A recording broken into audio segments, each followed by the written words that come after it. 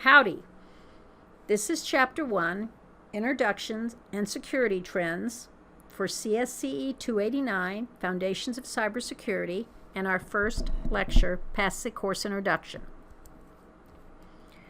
This slide will be on all slides. I am using these slides with permission of the textbook authors, Dr. Conklin and Dr. White. As such, they remain their intellectual property. I have permission to use these slides for this course.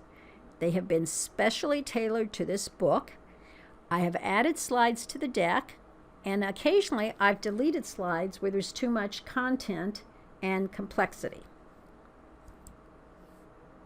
So, with that being said, let's start with video 1. One of the things we're going to talk about is computer security and also something called information security. You may say, computer security, what about network security? Well, you're going to find out in this class that there's many aspects of security. Computer security, network security, personnel security, physical security, the like. But we're going to start small and talk about computer security. We're going to discuss common threats and how crimes have evolved, trends in computer security, avenues of attack, approaches, and we're going to add in some ethical issues. Let's begin with some key definitions. Computer security, in general terms, means the methods, techniques, and tools used to ensure that a computer system is secure. So substitute the word network. Well then, network security, general terms, the methods, techniques, and tools ensured to ensure that a network system is secure, or information security. We'll talk about this more in a moment. Critical infrastructure is that infrastructure that is so essential to our health, well-being, economic, and national security that the loss or impairment or disruption would have severe repercussions on society. We're going to talk about this in a later chapter. However, for now, consider critical infrastructure to be those things essential to life. You need to get water, you need to have electricity. When you go to the grocery store, you need to have food on the shelves. That depends on a supply line. You need to have gas in your car. That depends on a supply line. You need to make sure that the nuclear power plant doesn't explode. All right, so that's critical infrastructure. The next term is a lead hacker, and let's talk about it in comparison to script kiddie. A lead hacker is on one side of the continuum. It's as a hacker who has the skill level necessary to discover and exploit new vulnerabilities. This is a hard task. We hear a lot about vulnerabilities. We hear a lot about attacks. Turns out that lead hackers are a very small percentage of the hackers. Most hackers are script kiddies. Those hackers with little true technical skill, they download some stuff off the internet, they use scripts that someone else developed. Sometimes they're used in an attack by the elite hacker without even knowing they're being used. They're on the other end of the continuum. A sad fact is, over the years, as the sophistication of attacks has grown, the level of knowledge necessary has decreased. So script kiddies can still do a lot of harm. Hacker's an interesting term because in the old days, hacker was a term of art, meaning someone who had proficient software development expertise. You could hack code. Now it's become a nefarious term to refer to that person who performs hacking activities, such as gaining unauthorized access to computer systems and networks, or the process of delving deep into software code and protocols used in computer systems and networks to make them vulnerable to attacks. A hacktivist is someone who is a hacker who uses his or her skills for some political purpose, something they consider for the social good. However, the danger being that sometimes they start a bigger war than they can handle. Your authors also categorize the different types of threats.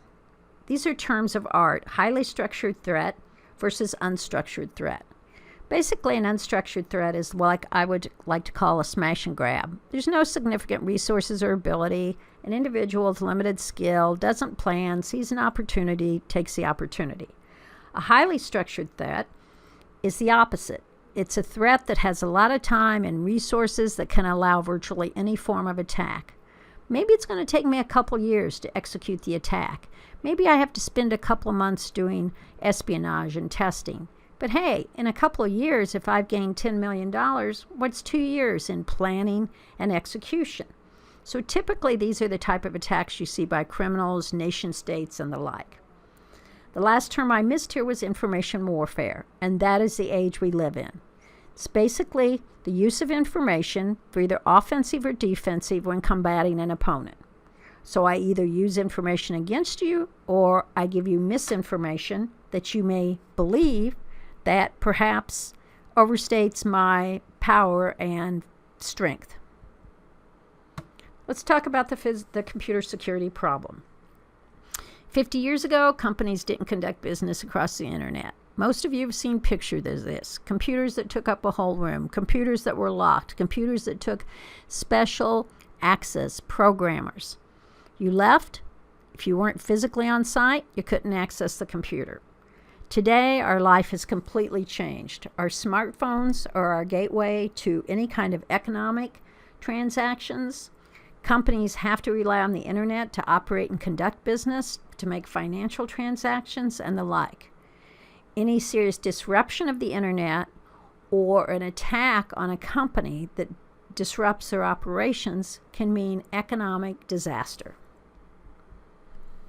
So, first of all, keep this in mind. There's many different ways to attack. All I need to do is in that chain of security, find that one weak link. All I have to do is in those millions of lines of code, find those few lines of codes that's going to allow me to exploit a vulnerability and create a threat. And when the threat is executed, it's an attack.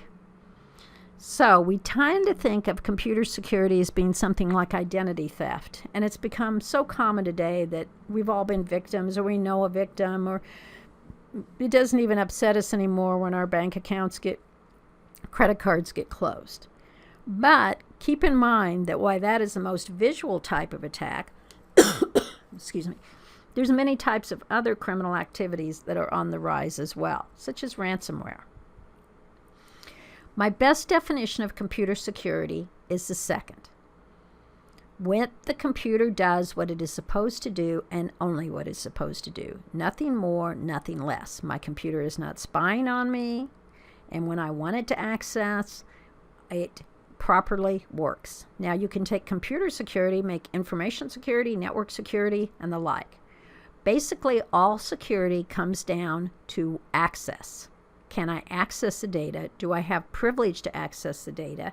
Is this unauthorized access? What we've seen in the last few years is talking less about computer security, network security, and the like, and talking more about the information security, or the information being processed. And by that I mean from unauthorized access or alteration, and yet it's available to authorized individuals as required. So, this is some thoughts I've added. I call it womb to tomb. Information is created, stored, processed, transferred, shared, deleted. It doesn't matter. If the information exists, it requires some appropriate protection. For instance, perhaps the financial information is no longer of use, so it's been archived. Well, it still needs to be protected.